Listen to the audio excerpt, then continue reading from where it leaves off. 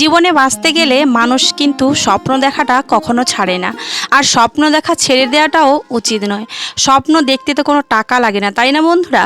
তবে জীবনের স্বপ্নগুলোকে পূরণ করতে অনেক কঠিন পরিশ্রম করতে হয় আর অনেক টাকারও প্রয়োজন হয়। এই দুনিয়াতে টাকা ছাড়া কিন্তু কিছুই হয় না। তবে টাকা তো আর এমনি এমনি আসে না, তাই না বন্ধুরা? টাকা ইনকাম করতে গেলেও অনেকটা পরিশ্রম করতে হয়, আর পরিশ্রম না করলে টাকা তো দূরের কথা, 1 টাকার কয়েনও তুমি কখনো দেখতে পাবে না। সেই জন্যে স্বপ্ন কিন্তু দেখা খুবই ভালো, আর স্বপ্ন না দেখলে সেই স্বপ্নগুলো সত্যি করতেও তোমার কখনোই মন চাইবে না।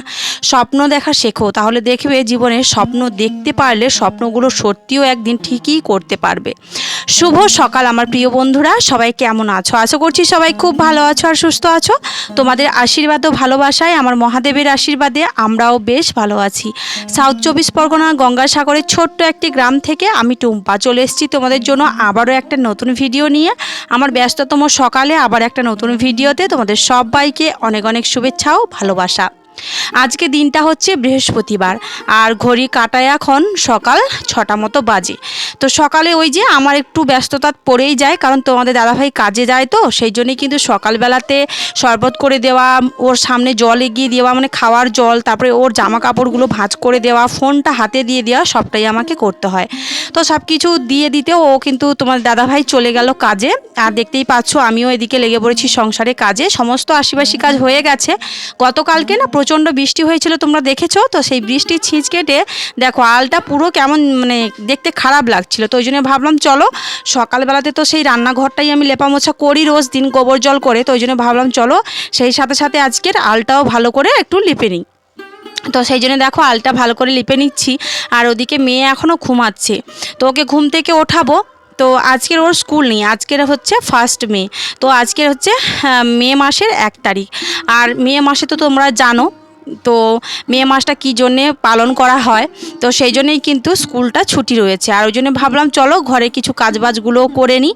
আর এই যে দেখো এদিকে জামা কাপড় তো কাচা ধোয়া করে সকালবেলাতে মিলেছিলাম, কিন্তু এই যে বিছানার বেডশিটগুলো আমার মামাম শোনার জন্য না আমি কখনো যত্ন করে রাখতেই পারি না। সারাক্ষণ বাচ্চা মানুষ ধুলো পায়ে উঠে পড়ে যখন তখন, আর কিছু বললেও হয় না, আর ওকে মারধর করলেও ও বুঝবেও না, তাই না? তো ওই জন্য ভাবলাম চলো জামা কাপড়গুলো শুকিয়ে গেছে, আগে কিছু জামা কাপড় সেগুলো তুলে নিয়েছি, আর এখন এই যে বালিশের ওয়ার আর বেডশিটটা কেচে দিলাম।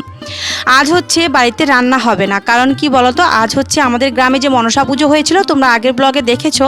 তো সেখানে আজকে হচ্ছে পসরা গান হবে, আর পসরা গানের সাথে সাথে খাওয়া দাওয়ারও ব্যবস্থা রয়েছে। আমরা যেহেতু গ্রামের সদস্য, সেই জন্য আমাদের কিন্তু হাড়িবন্ধ নিমন্ত্রণী।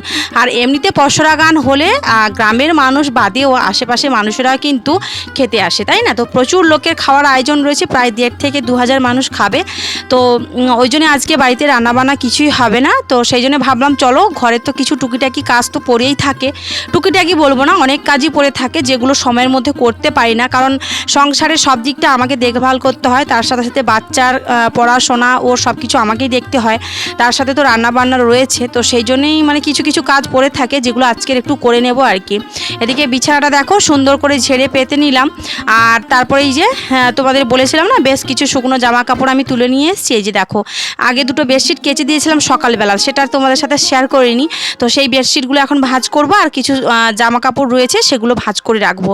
আর এত জামা কাপড় বেরিয়ে গেছে না, কি বলবো তোমাদের, মানে এক একজনের আমাদের বাড়িতে মানে ঘরে 3জন মানুষ, কিন্তু এক একজনের কি বলবো আর 10টা 15টা করে ড্রেস বেরিয়েছে। তো ওই জন্য চারিদিকে না কেমন একটা হচ্ছে, ভালোই লাগছে না। তো ভাবছি চলো যেগুলো এক্সট্রা যেগুলো রয়েছে মানে ইউজ করছি না, সেগুলোকে একটা ব্যাগে করে সুন্দর করে ভাঁজ করে রেখে দেবো, পরে যখন লাগবে তখন বের করে আমরা ব্যবহার করব। চলো এদিকে আমি জামা কাপড়গুলো ভাঁজ করে নিই। ঘরের সমস্ত কাজবাজ গুছিয়ে তারপরে ভাবছি ওখানে খেতে যাব। আর ওখানে যেহেতু পসরা গান হচ্ছে, আর পসরা গান দেখতে না ভীষণ ভালো লাগে, তো ভাবছি একটু তাড়াতাড়ি করেই যাব। যতই তাড়াতাড়ি করি না কেন, কোনো জায়গায় যাওয়ার সময় না সত্যি আমার কিন্তু সবচাইতে বেশি লেট হয়। কারণ কি বলতো, আমি এই যে এই সংসারে কাজ করি, ওই করি, করতে করতেই দেরি হয়ে যায়। আরও যেদিন রান্নাবান্না থাকে না তাহলে তো হয়েছে, সংসারে বিভিন্ন কাজবাজ গুছিয়ে যখন বেরোবো সেই আমার লেট হয়েই যায়।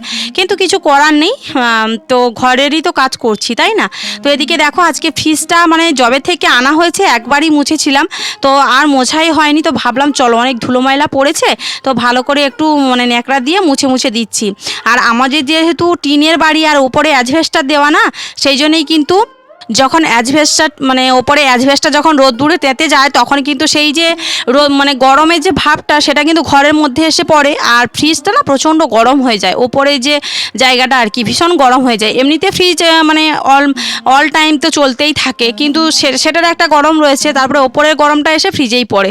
তো ওই জন্য দেখো আমার একটা পুরনো শাড়ি ছিল, এটা আমি পরতাম, তো এটা অনেক জায়গায় ছিঁড়ে ছিঁড়ে গেছে। তো ভাবছি এই শাড়িটাকে একটু ভাঁজ করে ওপরের দিকে দিয়ে দেবো যাতে গরমটা কম পড়ে। তো যাই হোক ফ্রিজটা মোটামুটি মুছে নিলাম, আর ফ্রিজের ভেতরটাও একদিন ভাবছি ক্লিন করব, সেটা আর ক্লিন করা হচ্ছে না।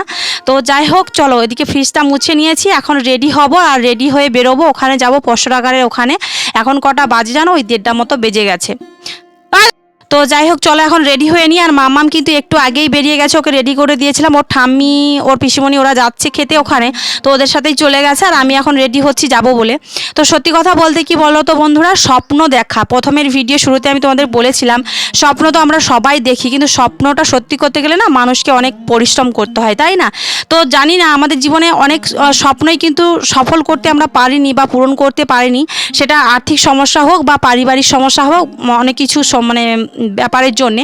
তো জানি না নিজেদের স্বপ্নগুলো কিছু কিছু হলেও আমরা পূরণ করেছি বা কিছু কিছু স্বপ্ন আমরা পূরণ করতে পারিনি, আর জানি না কবে পারবো। নিজেদের আরও অনেক স্বপ্ন রয়েছে, দু চোখ ভরা স্বপ্ন, কিন্তু এই যে আমার যে সন্তান ধীরে ধীরে বড় হচ্ছে, ওর তো অনেক স্বপ্ন অনেক আশা আকাঙ্ক্ষা রয়েছে, তাই না?